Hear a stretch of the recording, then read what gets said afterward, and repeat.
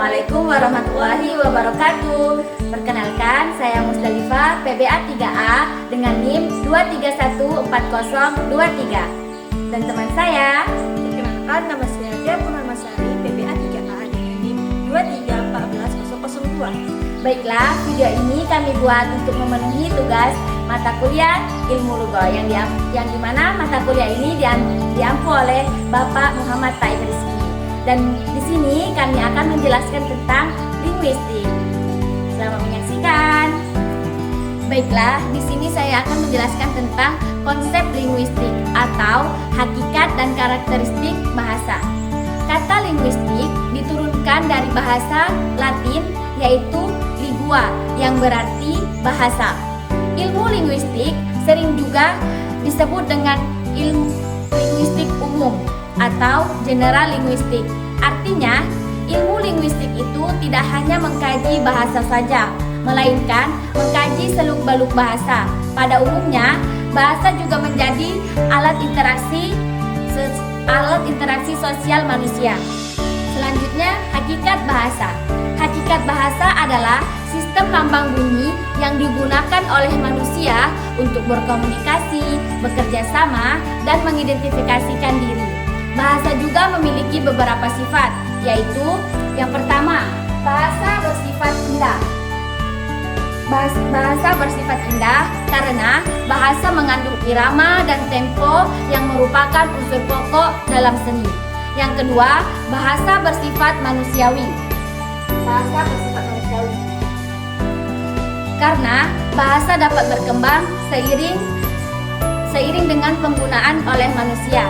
Yang ketiga yaitu bahasa bersifat produktif. Mengapa bahasa bersifat produktif?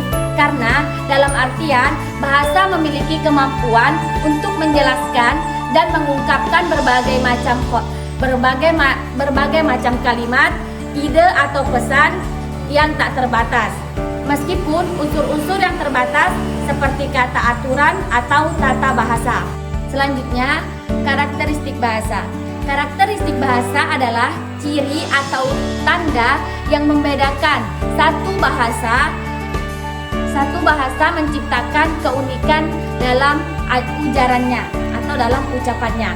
Dapat disimpulkan bahwa linguistik adalah ilmu yang mempelajari bahasa secara umum, termasuk bahasa daerah, bahasa Indonesia ataupun bahasa-bahasa asing. Selanjutnya yaitu objek kajian linguistik.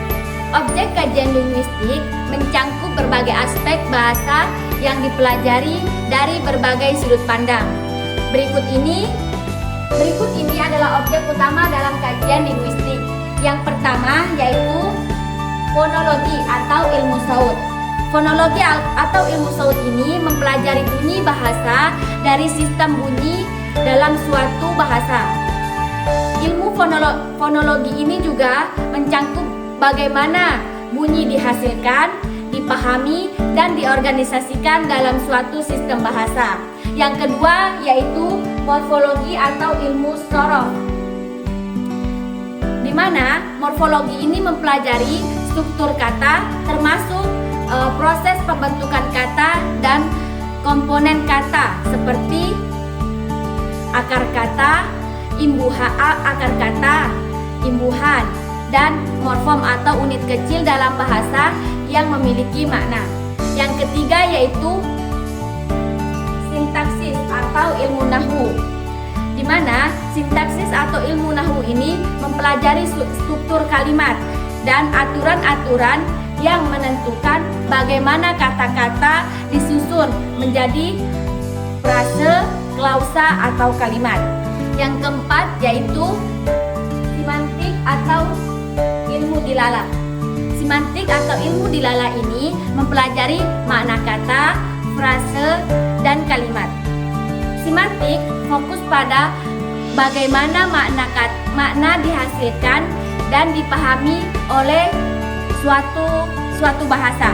Contoh ilmu dilala yaitu kayak ilmu seperti ilmu balaghah, tafsir, hadis, syair, dan lain sebagainya.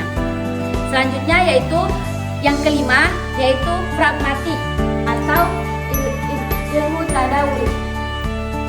Pragmatik di sini mempelajari bagaimana konteks mempengaruhi pemahaman bahasa. Pragmatik mencakup makna tersirat, implikatur, dan bagaimana ujaran yang digunakan dalam komunikasi sehari-hari. Baiklah, di sini saya akan melanjutkan penjelasan dari Miss A, yaitu tentang C, tujuan dan fungsi bahasa.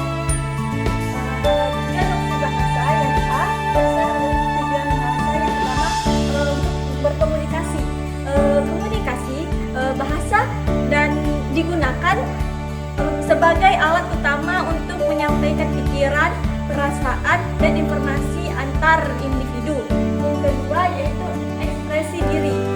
Ekspresi diri melalui bahasa, seseorang dapat mengekspresikan emosi dan kepribadian. Terus yang ketiga, pemahaman. Bahasa menunjukkan manusia untuk memahami dunia di sekitar mereka melalui pemahaman konsep, gagasan, dan pengalaman yang disampaikan. Terakhir yaitu sosialisasi. Sosialisasi itu bahasa membantu individu berinteraksi dan membangun hubungan sosial di dalam masyarakat. Selanjutnya yaitu fungsi bahasa. Fungsi bahasa yaitu yang pertama fungsi informatif. Fungsi informatif yaitu bahasa berfungsi untuk memberikan atau menginformasikan sesuatu kepada orang lain. Terus yang kedua yaitu fungsi ekspresif. Fungsi ekspresif yaitu bahasa digunakan untuk mengekspresikan emosi atau sikap terhadap sesuatu. Yang terakhir yaitu fungsi direktif. Fungsi direktif bahasa digunakan untuk mempengaruhi atau seperti dalam bentuk perintah atau permintaan. Baiklah, selanjutnya hubungan linguistik dengan ilmu lainnya. Yang pertama antropologi.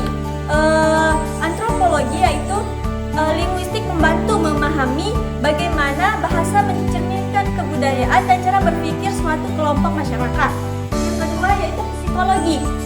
Linguistik berhubungan dengan psikolog melalui psikolinguistik yang membantu mempelajari bagaimana bahasa diproses oleh otak, bagaimana bahasa dipelajari oleh anak, dan bagaimana bahasa dipelajari oleh suatu masyarakat. Selanjutnya yaitu sosiologi.